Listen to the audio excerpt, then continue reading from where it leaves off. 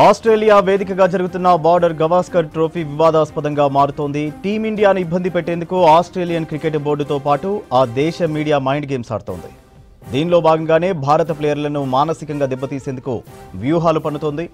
Melbourne ఎయిర్పోర్ట్లో తన పిల్లల ఫోటోలు తీయడాన్ని అడ్డుకున్న కోహ్లీపై ఆస్ట్రేలియన్ మీడియా నెగటివ్ ప్రచారం చేసింది. అలాగే అడిలైడ్ టెస్ట్లో ట్రావిస్ హెడ్, సిరాజ్ ఇష్యూను పెద్దదిగా చేసి చూపించింది. హెడ్ తప్పేలేనట్లుగా వ్యవహరించింది. బాక్సింగ్ డే టెస్ట్లో కోహ్లీ, కోన్స్టాస్ మధ్య వాగ్వాదంలో తప్పంతా కోహ్లీదే అన్నట్లు వ్యవహరిస్తోంది Aussies cricket board. He's a legend of the game, obviously, so I was trying to put a bit of pressure on him and paid off today, but obviously I think he took 3 wickets and he changed the momentum, but I think always challenging myself, trying to bring the best out of myself, so just getting that contest with him and trying to take his lines away. Yeah, I answered your first one. I was just doing my gloves and I think he accidentally bumped me, but I think that's just cricket, just the tension, and I think for me just having that freedom and just backing myself and just trying to bring the best version of each ball, so lucky enough to get a few runs today. Well, I think a lot of the decisions when they are made and the process of it being made, the communication is always there and transparency is there. I think it's pretty obvious that we felt in these conditions, looking at the pitch, having Washi in the bowling attack will give us that variation, especially towards the end. Once the ball gets old, post the 50 overs, we felt that is an area that we wanted to get better at. We felt Washi could give us that solidarity with Jaddu, especially the way Travis Head and Alex Carey were getting runs lower down. So we felt having an offie in the ranks will provide us with that. Australia వేదికగా జరుగుతున్న border Gavaskar trophy వివాదాస్పదంగా మారుతోంది. టీమిండియాను ఇబ్బంది పెట్టేందుకు Australian cricket బోర్డుతో పాటు ఆ దేశ మీడియా మైండ్ గేమ్స్ ఆడుతోంది. దీనిలో భాగంగానే భారత ప్లేయర్లను మానసికంగా దెబ్బతీసేందుకు వ్యూహాలు పన్నుతోంది.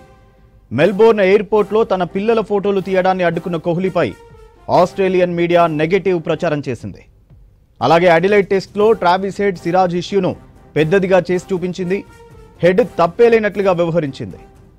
బాక్సింగ్ డే టెస్ట్లో కోహ్లీ, కోన్స్టాస్ మధ్య వాగ్వాదంలో తప్పంతా కోహ్లీదే అన్నట్లు వ్యవహరిస్తోంది ఆసీస్ క్రికెట్ బోర్డు. ఇదే విషయంపై డీటెయిల్స్ తేజస్వి అందిస్తారు. తేజస్వి, ఏంటి అసలు ఆసీస్ మైండ్ గేమ్ ఆడుతున్నట్టుగా కనిపిస్తుంది, ఏంటి డీటెయిల్స్? రైట్ సూర్య, రైట్ నౌ ఇండియన్ టీమ్ అయితే ఆస్ట్రేలియాలో బార్డర్ గవాస్కర్ ట్రోఫీ కోసం వాళ్ళు అక్కడ టూర్ చేస్తున్న విషయం అందరికీ తెలుసు. ఇది ఎప్పుడు చూసినా ఆస్ట్రేలియా ఇండియా మధ్య ఒక ఇంట్రెస్టింగ్ కాంటెస్ట్ ఉంటుంది. అండ్ నెంబర్ 1 ప్లేస్, నెంబర్ 2 ప్లేసెస్లోనే ఆస్ట్రేలియా ఇండియా ఉంటారు. కాబట్టి ఇది టెస్ట్ మ్యాచ్ అయినప్పటికీ అన్ని రోజులు అందరూ అంత ఎగ్జైటెడ్గా చూస్తారు. అండ్ గతంలో చూసుకున్నట్లయితే ఎన్నోసార్లు ఆస్ట్రేలియా వాళ్ళు ఇండియా మీద ఇలాగే మైండ్ గేమ్స్ ఆడటం చూసాం. ఈ సిరీస్లో అయితే మెయిన్గా మనం టూర్కి వెళ్ళక ముందు నుంచే ఎక్కడో మైండ్ గేమ్ స్టార్ట్ చేశారు అనిపించింది. ఎందుకంటే మనకి ఫస్ట్ 3 టెస్ట్ మ్యాచెస్ చూసుకున్నట్లయితే ఫస్ట్ది వచ్చి పర్త్లో, అండ్ నెక్స్ట్ అడిలైడ్లో, నెక్స్ట్ వచ్చి బ్రిస్బెయిన్లో. ఈ 3 ఆస్ట్రేలియాకి బాగా అచ్చొచ్చిన ప్లేసెస్ అండ్ వీళ్ళకి మంచి మంచి రికార్డ్స్ ఉన్నాయి అక్కడ. సో ఫస్ట్ 3 టెస్ట్ మ్యాచెస్ కనుక గెలిచేస్తే ఇండియాని వరల్డ్ టెస్ట్ ఛాంపియన్షిప్లో టేబుల్లో వెనక్కి నెట్టొచ్చు అనే ఒక ఇదితో ఖచ్చితంగా ఈ సిరీస్ గెలిచి వాళ్ళు నెంబర్ 1 ప్లేస్కి వెళ్ళొచ్చు అనే ఒక ఇదితోనే వాళ్ళు ఇలా ప్లాన్ చేశారు.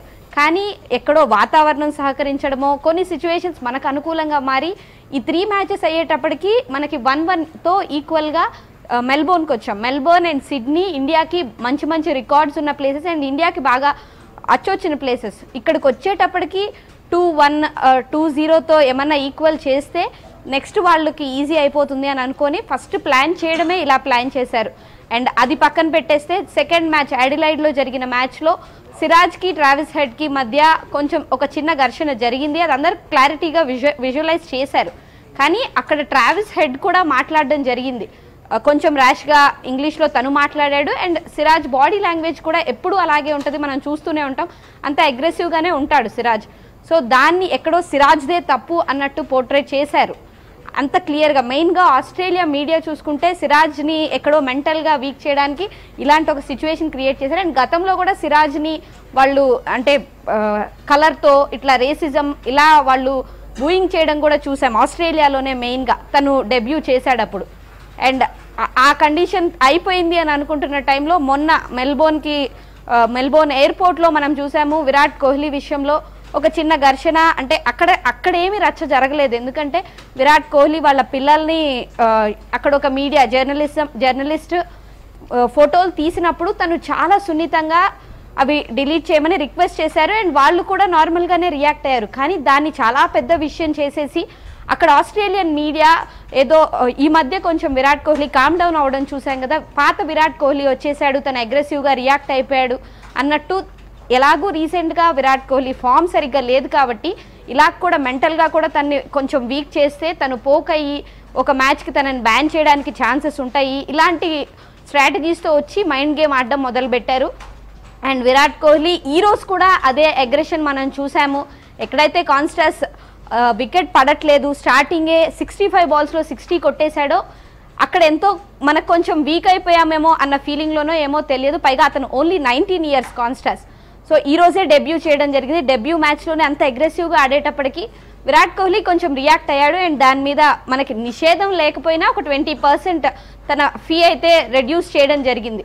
సో ఇలా కంటిన్యూస్గా కాంట్రవర్సీలు నడుస్తున్నాయి. అండ్ 4 days బ్యాక్ జడేజా తను ప్రాక్టీస్ చేస్తున్న టైంలో ఇండియన్ మీడియా వెళ్ళి తనని రిక్వెస్ట్ చేయడం జరిగింది ఒక ప్రెస్ కాన్ఫరెన్స్కి రమ్మని. సో ఇండియన్ మీడియా కోసమే ఆ ప్రెస్ కాన్ఫరెన్స్ తను మాట్లాడడం జరిగింది. అండ్ వాళ్ళు హిందీలో అడగడం జరిగింది. తను కూడా జడేజా కూడా హిందీలోనే ఆన్సర్స్ ఇచ్చాడు. అదే టైంలో అక్కడికి ఆస్ట్రేలియన్ మీడియా వెళ్ళిపోయి ఇంగ్లీష్లో క్వశ్చన్స్ అడగడం. అండ్ అప్పటికే తన కోసం టీం బస్ చాలాసేపటి నుంచి వెయిట్ చేస్తుంది.